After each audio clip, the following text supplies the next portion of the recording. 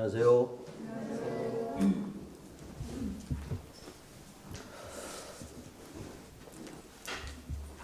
하나님 말씀 누가복음 15장입니다.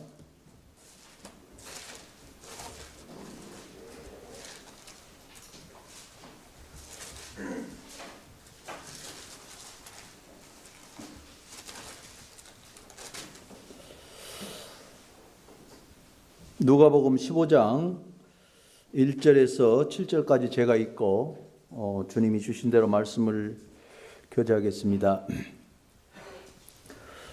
모든 세리와 죄인들이 말씀을 들으러 가까이 나아오니 바리새인과 서기관들이 수군거려 이르되 이 사람이 죄인을 영접하고 음식을 같이 먹는다 하더라. 예수께서 그들에게 이 비유로 이르시되 너희 중에 어떤 사람이 양 100마리가 있는데 그 중에 하나를 잃으면 99마리를 들에 두고 그 잃은 것을 찾아내기까지 찾아다니지 아니하겠느냐. 또 찾아낸즉 즐거워 꿰매고 집에 와서 그 벗과 이웃을 불러 모으고 말하되 나와 함께 즐기자. 나의 잃은 양을 찾아내었노라 하리라. 내가 너희에게 이르노니 이와 같이 죄인 한 사람이 회개하면 하늘에서는 회개할 것이 없는 의인 99을로 말미암아 기뻐하는 것보다 더하리라. 오늘은 제가 잃어버린 죄인을 향한 하나님의 사랑에 대해서 교제할까 합니다. 이 자리의 설정마다 하나님 앞에서 비장함을 느낍니다. 왜 그러냐면 이 교회는 성령님의 인도하심과 성령님의 내주하심 가운데서 함께 모이고 또 우리 속사람이 이 하나님 앞에서 즐거움을 얻고 죄인들이 회개하고 주님 앞에 돌아오는 이런 귀한 곳이기 때문에 그렇습니다.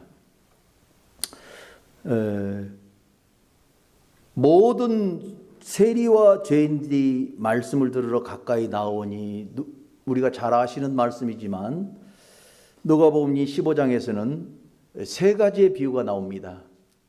지난번에 하도 오래간만이라서 지금 5주 만에 말씀을 증거하는데 씨 뿌리는 비유와 또 씨가 스스로 자라는 비유, 아우토마테가 오토매틱으로 변했다는 말씀을 우리 형제 자매님들에게 함께 교제를 했고요.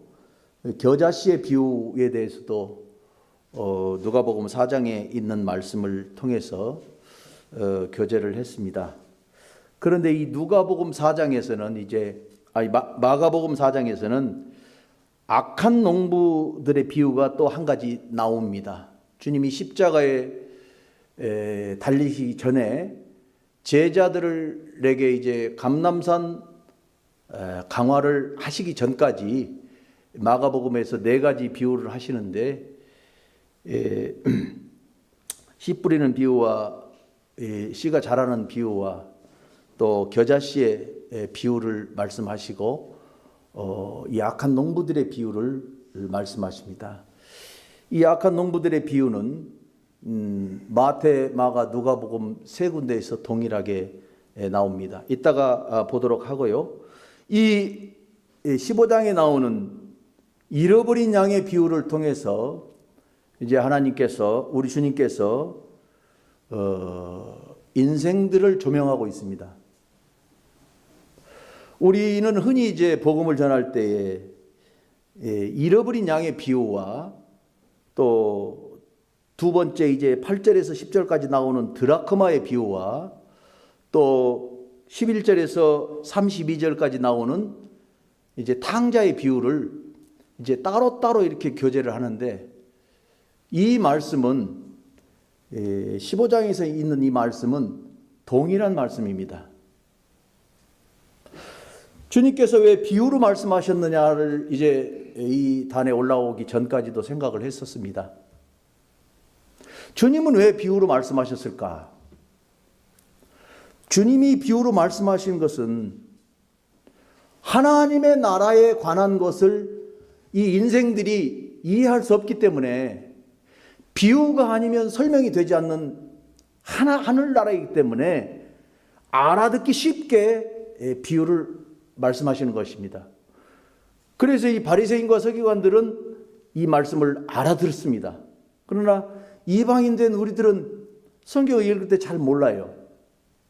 그래서 이 구원받고 성령의 인도함을 받는 성도들이야 이 말씀을 이해하기 시작하는 것입니다. 죄인들은 이 성경을 수십 번 수백 번 읽어도 알 수가 없는 거예요. 하나님의 나라를 이 땅에 일어나는 흙을 먹고 흙을 받고 사는 사람들에게 하나님의 나라, 기상천외한 나라, 가보지 아니한 나라, 이 나라를 어떻게 설명하겠습니까? 그래서 주님은 비유로 설명하십니다. 첫 번째, 알아듣기 쉽게. 그리고 비유는 이 들을 때에 사람들로 하여금 두 번째는 생각하게 하는 것입니다. 그래서 이 15장의 1절에 보면 모든 세리와 죄인들이 말씀을 들으러 가까이 나왔다, 이렇게 말씀하고 있습니다. 그 여기에 나온 사람들은 죄인들인 것입니다. 바리새인들과 서기관들이 2절에 나와서 뭐라고 말씀하고 있습니까? 수군수군합니다. 저 사람은 이 나사렛에서 났다고 그러는데 왜 죄인들과 함께 가까이 하지? 도저히 이해가 갈 수 없었습니다. 이 바리새인들에게는 그들이 정해놓은 613가지의 율법을 따라서 살던 사람입니다. 사도 바울도 마찬가지였고요. 그래서 하지 말아야 될, 금기해야 될 율법이 365가지였고 248가지가 해야 될 율법을 정한 것입니다. 그래서 이 사람들은 613가지의 율법만 저촉되지 아니하면 그들은 이 종교 생활을 했던 것입니다. 그렇기 때문에 예수님이 오셔서 율법 외에 하나님의 나라의 비밀을 말씀하실 때에 도저히 이해할 수 없고 그들이 자기들을 향해서 말한다 할지라도 예수님을 죽이려고 했던 것입니다. 이것이 복음서에 기록된 아주 적나라한 내용입니다. 이제 하나님을 알지 못하는 사람들은 이 말씀을 몰라요. 그래서 이 15장에서 마태복음 21장과 마가복음 12장에서는 이제 악한 농부들이 동일하게 나옵니다만은 15장에서 누가복음 15장에서 하나님의 한없는 사랑, 지극한 사랑, 인간의 사랑으로서는 이해할 수 없는 이 사랑이 누가복음 15장의 세 부분으로 쓰여져 있다는 사실을 우리는 알고 있습니다. 첫 번째로 이제 어떤 사람이 양 100마리가 있는데 죄인들에게 말씀하시는 겁니다. 99마리를 들에 두고 그 잃은 것을 찾기까지 찾아내지 아니하겠느냐. 이 말씀은 양을 생각해 보면 100마리를 이제 쭉 어느 목자가 풀을 먹이고 있었어요. 그런데 한 마리가, 이 양의 특성은 뭡니까? 시력이 약해요. 그래서 앞에 거를 보지를 못해요. 한 1m 그 앞을 못 본대요. 시력이 양은 아주 낮기 때문에. 그래서 앞에 가는 양의 발자국을 놓쳐버리면 곁길로 갈 수밖에 없는 거예요.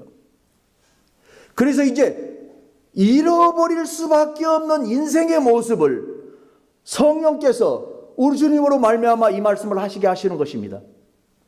그래서 죄인들은, 너희들은 아무리 율법을 통해서 너희들이 율법을 613가지를 정하고 또 해야 될 율법과 하지 말아야 될 조항들을 만들어서 너희들이 하나님 앞에 아무리 경건하게 살려고 한다 할지라도 너희들은 길을 잃는다. 이 말씀을 여기에서 우리 주님께서 말씀하시는 것입니다. 그래서 인생은 길을 잃을 수밖에 없는 잃어버린 양과 같은 인생이다.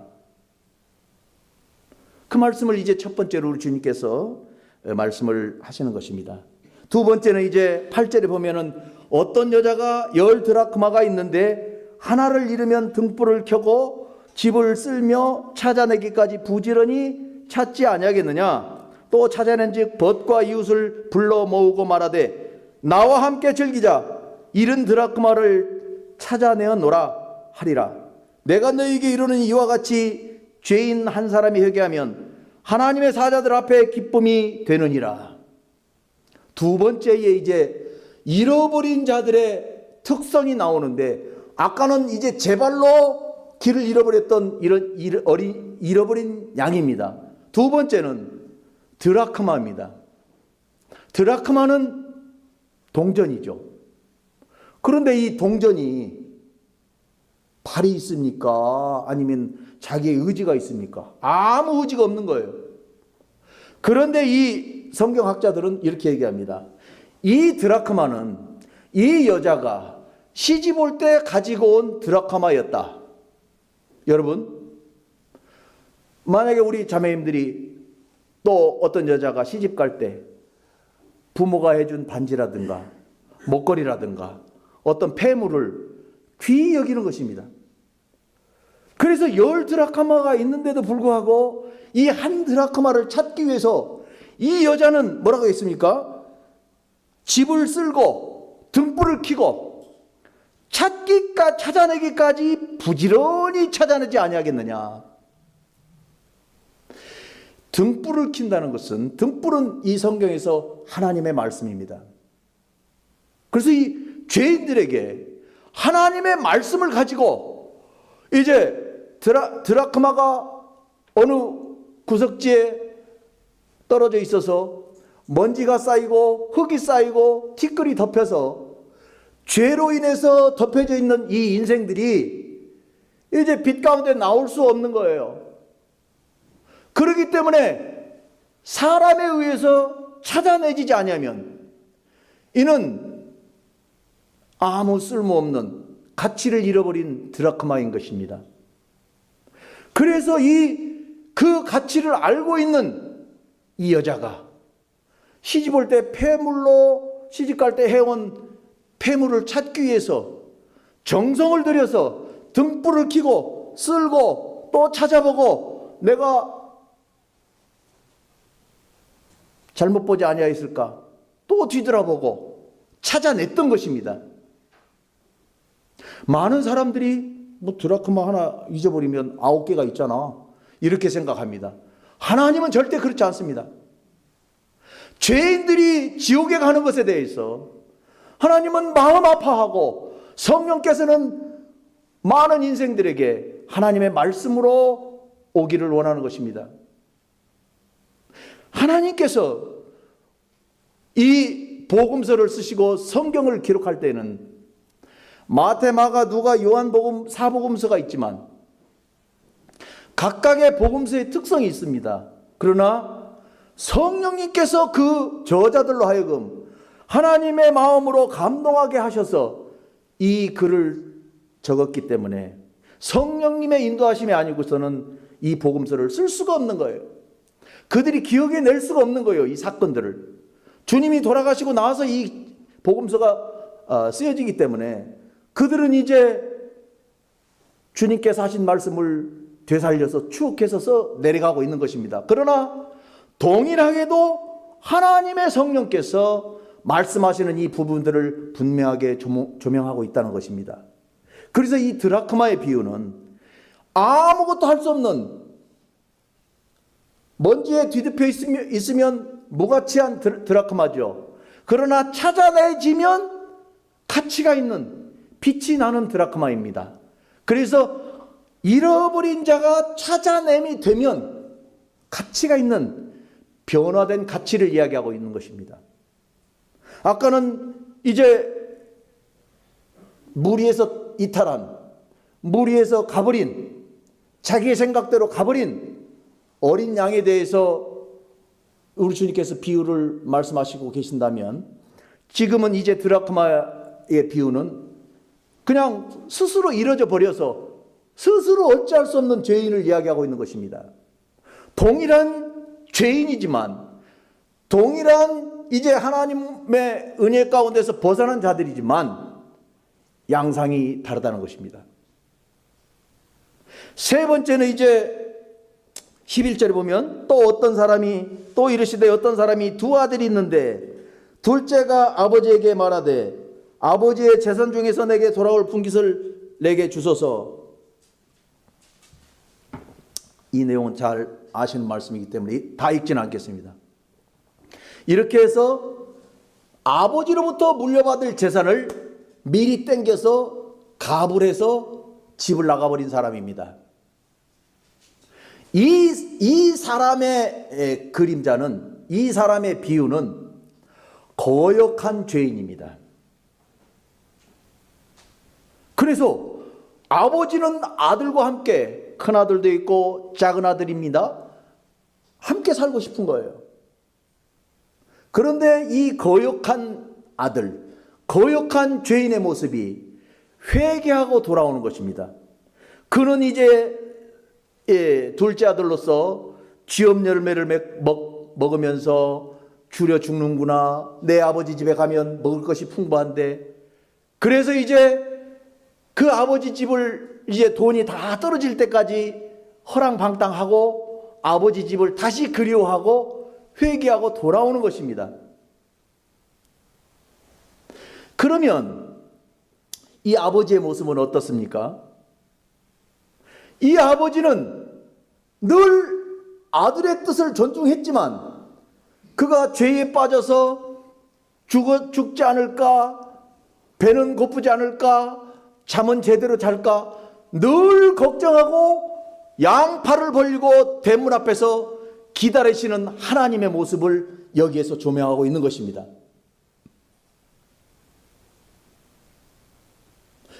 인간을 한번 볼까요? 많은 사람들이 이 세 부류에서 조금도 벗어날 수가 없어요. 우리가 지난달에 복음 집회를 했지만 이제 구도자를 만나서 다음 주에 오세요, 또 내일 오십시오. 네, 알겠습니다. 약속을 해요. 그리고 안 옵니다. 사람과 사람 사이의 말도 거절하고 배반하고 거역하면 그 사람을 이제 어찌 할 수 없는 거예요. 상업적인 거래 관계에서도 마찬가지예요. 그래서 신용이 굉장히 중요한 겁니다. 여러분들 지금 카드를 다 쓰고 계시죠? 물론 저도 카드를 쓰고 있습니다. 이것은 뭡니까? 신용이라는 거예요. 내가 이번 달에 5월 달에 5월 말까지 500만 원어치 카드를 썼다. 100만 원어치 카드를 쓰면 다음 달 6월 말일에 청구가 됩니다. 한 달 있다가. 맞죠? 이것이 이제 미국에서부터 이제 카드가 온 거예요. 우리 동양문화권에서는 믿을 수 없는 신용사회가 아니었기 때문에 카드 보급이 없었어요. 그런데 이제 이 카드 보급이 되니까 카드가 없으면 불편하잖아요. 모든 것을 이제 카드를 주고 산단 말입니다. 현금을 안 주고.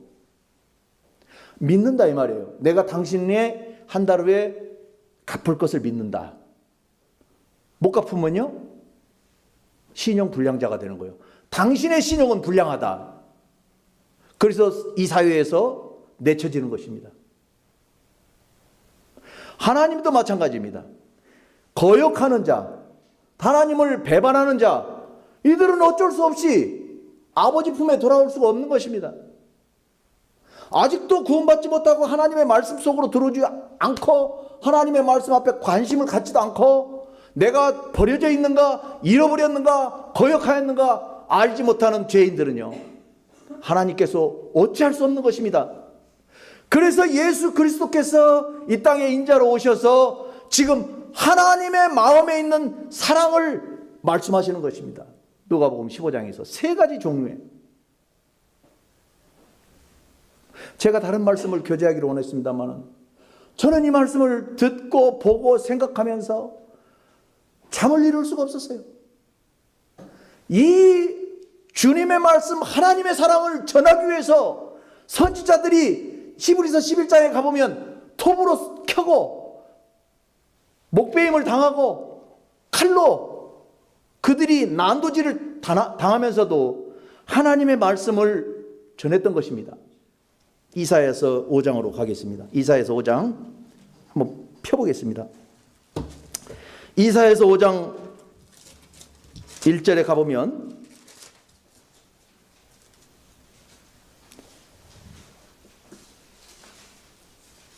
나는 내가 사랑하는 자를 위하여 노래하되 내가 사랑하는 자의 포도원을 노래하리라. 이사야서 5장 1절입니다.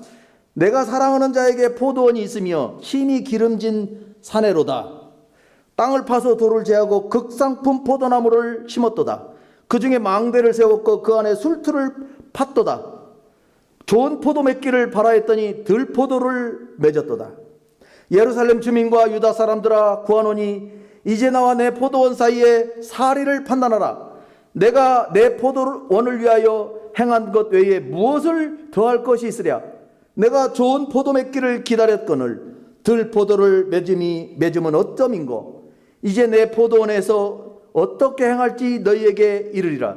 내가 그 울타리를 걷어 먹힘을 당하게 하며 그 담을 헐어 짓밟히게 할 것이요 내가 그것을 황폐하게 하리니 다시는 가지를 자름이나 북을 돋우지 아니하여 못하여 찔레와 가시가 날 것이며 내가 또 구름에게 명하여 그 위에 비를 내리지 못하게 하리라 하셨으니 물은 만군의 여호와의 포도원은 이스라엘 족속이요 그가 기뻐하시는 나무는 유다 사람이라. 그들에게 정의를 바라셨더니 도리어 포악이요 그들에게 공의를 바라셨더니 도리어 부르짖음이었도다.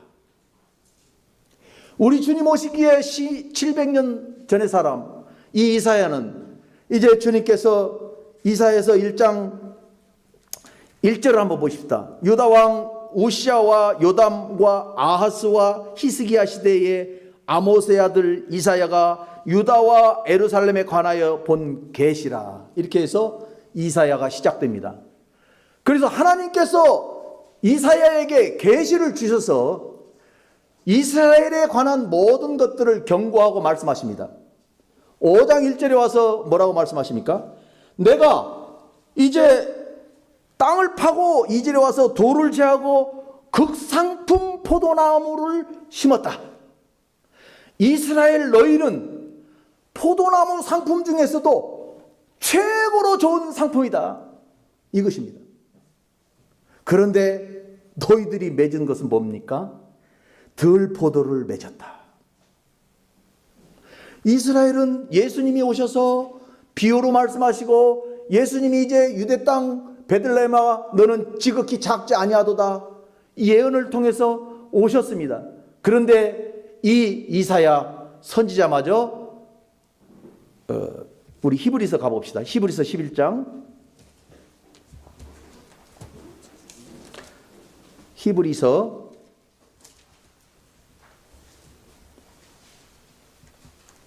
11장 37절입니다.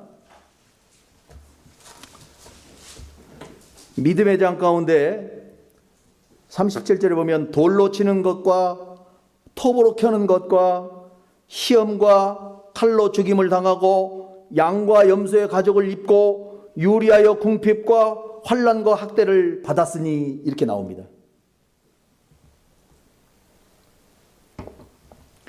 이 이사야가 너희 이스라엘이 이와 같이 극상품 포도나무였다. 너희들은 아브라함 이후부터 특별한 대우를 받았고 하나님의 임재와 성령님의 인도하심을 따라서 애굽에서 광야를 이제 홍해를 건너서 마른 땅과 같이 홍해를 건넜고 광야에서 200만의 인구가 있었으나 우리 주님께서 이제 만나를 먹이시고 고기를 달라고 할 때 하늘에서 고기를 또 줬어요. 극상품 포도나무에게 극한적으로 특별한 대우를 하셨음에도 불구하고 너희들은 들포도를 맺었다. 너희들은 배은망덕한 자다. 이것입니다. 이사야는 이 히브리서 37장에 나와 있는 것처럼 이사야가 죽을 때 톱으로 켜서 죽었습니다. 베드로는 십자가에 거꾸로 매달려서 죽었습니다. 다니엘은 진흙 속에 파묻어 버렸습니다. 하나님의 선지자, 하나님의 종들을 이스라엘 사람들은 그렇게 죽여버렸습니다. 저는 이 말씀을 들을 때마다, 생각할 때마다 정말 주님 앞에서 가슴을 떨 수밖에 없습니다. 톱으로 켜는 것은 무슨 뜻인지 압니까? 이렇게 절반을 자르는 것은 자른 것입니다. 톱으로 켜는 것은요, 여기서부터 중간을 쫙 잘라버리는 것입니다. 이게 켜다는 것입니다. 이사야가 얼마나 미웠는지 하나님의 말씀과 경고와 계시와 사랑을 전하는 이 인도자, 선지자를 그들은 톱으로 켜버렸습니다. 베드로를 거꾸로 매달아, 베드로 스스로 나는 십자가에 바로 매달리는 것 자체가 주님 앞에 부끄럽다. 그러고 나는 거꾸로 매달아 달라. 베드로는 그랬대요. 전승에 의하면. 이 복음이, 하나님의 사랑이 믿는 자들에게는 톱으로 켜는 것과 이제 십자가에 거꾸로 매달리는 것과 진흙 속에 파묻혀버리는 돌에 맞아 죽는 것, 이것과 비교할 수 없는 하나님의 사랑이다, 이것입니다. 누가복음 15장에서 이와 같은 말씀을 우리 주님께서 말씀하시는 것입니다. 잃어버린 자, 또 드라크마처럼 먼지에 쌓여서 이제 빛을 발할 수 없는 무가치한 인생, 또 탕자처럼 거역한 죄인들, 이들을 향해서 하나님은 끝까지 사랑을 베푸시고 끝까지 팔을 벌리고 지금도 계시는 것입니다. 성령께서 이와 같은 말씀들을 우리 믿는 자들에게는 조명해 주시는 것입니다. 이 말씀을 읽을 때 주님, 나 같은 자가 어떻게 해서 이 주님의 기다림 속에 들어와서 이와 같이 잃어버리지 아니하고 다시 되찾음을 얻고, 또 이제 거역한 죄인이 하나님 앞에 회개하고 믿음으로 구원 얻게 되었는지 감사가 아니 나올 수가 없는 것입니다. 정말 우리의 구원은요, 또 하나님의 구원의 섭리는 놀라운 것입니다. 한번 볼까요? 마가복음 오겠습니다. 마가복음 13장. 여러분들이 시간이 되시면 마가복음을 한번 읽어보시면 좋겠습니다. 마가복음 12장부터 보겠습니다. 그 배은망덕한 죄인들이 이제 포도원 농부에 관한 비유를 말씀하시고 12장 1절에서부터 40절까지는 이제 주님께서 서기관들에 대한 경고로 주님의 공적 사역을 이제 12장 40절까지 끝내고, 제가 교제하고 싶은 것은 13장에 오면은 이제 우리 잘 아는 말씀입니다만은 3절에 와서 보면, 13장 3절에 와서 보면 예수께서 감람산 산에서 성전을 마주대하여 앉으셨을 때에 베드로와 야고보와 요한과 안드레가 조용히 묻되, 우리에게 이르소서 어느 때에 이런 일이 있겠사오며 이 모든 일이 이루어지려 할 때에 무슨 징조가 있사오리이까? 이렇게 질문합니다. 이 말씀은 뭐냐면요, 이 37절까지 읽어보면 이제 우리와 관계없는 사건이에요. 대환란, 7년 대환란 중에서 후 3년 반에 일어날 일들을 지금 우리 주님이 친절하게 설명하시는 거예요. 여러분 한번 생각해 보십시오. 베드로와 요한과 야고보와 안드레가, 네 제자가 물어봤습니다. 주님께서 이제 말씀하실 때에 주님은 주님의 시간대에 걸어가셔야 되기 때문에 하실 일이 엄청 많으신 것입니다. 그래서 이제 성경을 읽다 보면 주님이 왜 이 말씀을 여기에 끼워 넣으셨을까? 이 말씀을 왜 복음서 저자가 넣었을까? 하는 생각들을 많이 하게 됩니다. 그런데 친절하게도 마가복음 13장 3절에서 37절까지 보면 이제 무화과 나무의 비유라든지 또 뭐라고 나와 있습니까? 14절에 와서 보면 멸망에 가증한 것이 서지 못할 곳에 선 것을 보거든 읽는 자는 깨달을진저 그때의 유대에 있는 자들은 산으로 도망할지어다. 우리 지금 교회 시대에 사는 성도들과는 관계없는 환난 시대에 어떻게 할까지도 주님이 이렇게 친절하게 말씀하시는 거예요. 이것은 아버지 하나님의 사랑의 마음이 아니고서는, 하나님의 사랑이 아니시고는 우리 주님이 이와 같은 말씀을 하실 필요가 없었던 것입니다.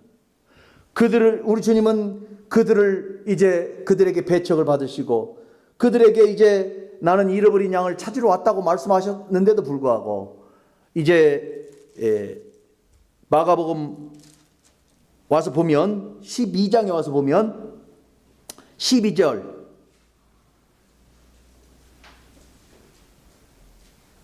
보면 그들이 예수의 이 비유가 자기들을 가리켜 말씀하신 줄을 알고, 바리새인과 서기관들은요 이 포도원 농부의 비유를 우리 주님께서 말씀하실 때에 자기들을 지목해서 말씀하신 줄을 압니다. 그리고 뭐라고 하고 있습니까? 세 복음서에 다 동일하게 나와 있어요.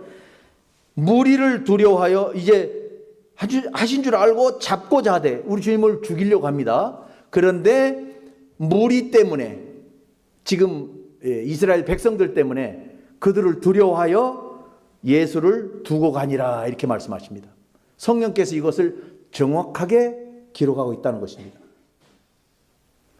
이 악한 농부, 이제 12장 1절을 볼까요? 예수께서 비유로 그들에게 말씀하시되 한 사람이 포도원을 만들어 산 울타리로 두르고 즙 짜는 틀을 만들고 망대를 지어서 농부들에게 세를 주고 갔더니, 이제 농부들은 소작인들입니다. 지도자들입니다. 유대 백성들을 인도할 이스라엘의 지도자들입니다. 그리고 때가 이름에 농부들에게 포도원 소출 얼마를 받으려고 한 종을 보내니, 이 종은 선지자입니다. 그들이 그 종을 잡아 심히 때리고 거저 보내었거늘 다른 종을 보내니 그의 머리에 상처를 내고 능욕하거늘, 이제 이사야와 같은 선지자와 종들이죠. 이들을 죽여버립니다. 그 다음에 5절에 와서는 또 다른 종을 보내니 그들이 그를 죽이고 또 그 외에 많은 종들도 더러는 때리고 더러는 죽인지라. 이제 한 사람이 남았으니 곧 그가 사랑하는 아들이라. 최후로 이를 보내며 이르되 내 아들은 존대하리라 하였으니, 그 농부들이 서로 말하되 이는 상속자니 자 죽이자. 그러면 그 유산이 우리의 것이 되리라 하고 이에 잡아 죽여 포도원 밖에 내 던졌느니라. 우리 주님께서 이제 이는 상속자니, 이 주님은 이제 존대하리라 알아봐 주고 주님의 말씀을 듣겠거니, 이렇게 우리 하나님께서 생각하시고 우리 주님을 이제 베들레헴 마곡간에 태어나게 하십니다. 그리고 이제 우리 주님께서 말씀하실 때에 그들은 이제 이는 상속자니, 17절에 와서 그 농부들이 서로 말하되 상속자니 자 죽이자. 그러면 그 유산이 우리의 것이 되리라. 바리새인과 서기관들이 이렇게 작당을 합니다. 이에 잡아 죽여 포도원 밖에 내 던졌느니라. 우리 주님은 이제 영문 밖에서 죽임을 당하십니다. 그 하늘 아버지의 아들께서 영문 밖으로 쫓겨나서 이제 갈보리에서 죽으심을 당하시는 것입니다. 그 말씀을 지금 우리 주님이 죽으시기 전에 지금 악한 농부들에게 말씀하시고 죽으러 가시는 겁니다. 이 말씀이 세 복음서에 다 나와 있습니다. 그리고 이제 9절에 보면 포도원 주인이 어떻게 하겠느냐, 우리 주님께서 되묻습니다. 와서 그 농부들을 진멸하고 포도원을 다른 사람에게 주리라. 다른 사람에게 준다. 이제 이방인의 때가 된 것입니다. 우리 형제 자매님들, 이방인의 때에 우리가 구원을 받았습니다.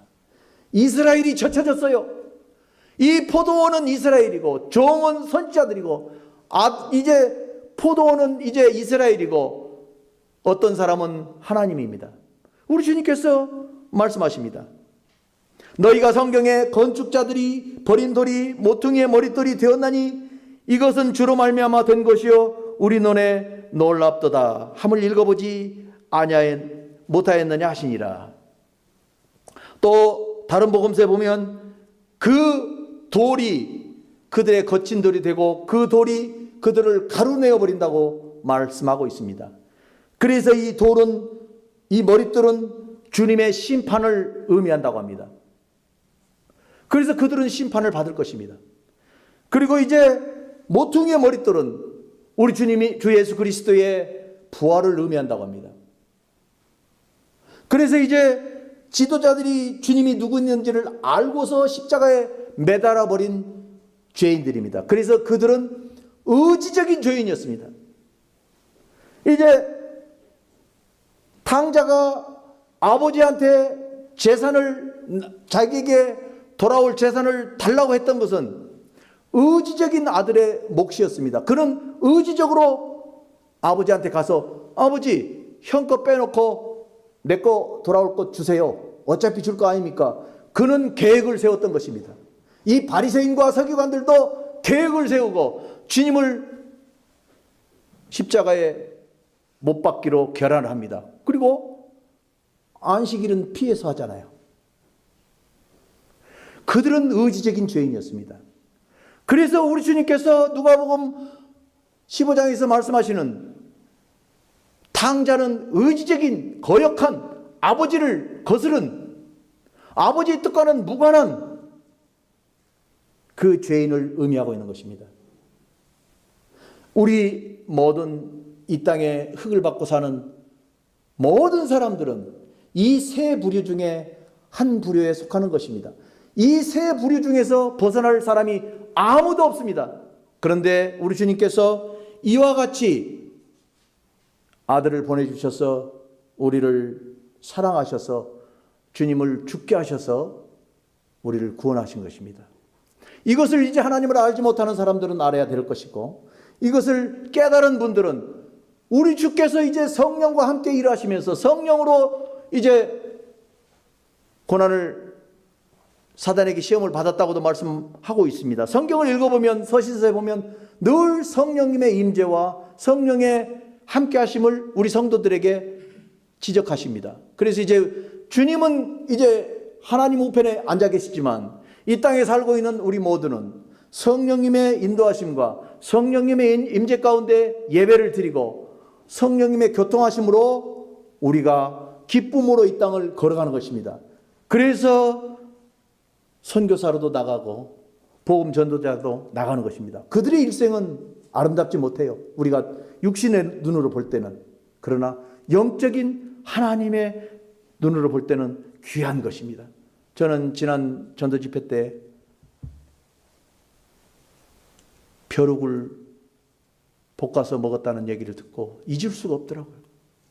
극한 배고픔을 경험하신 그 형제님이 정말 복되도다. 복된 거예요.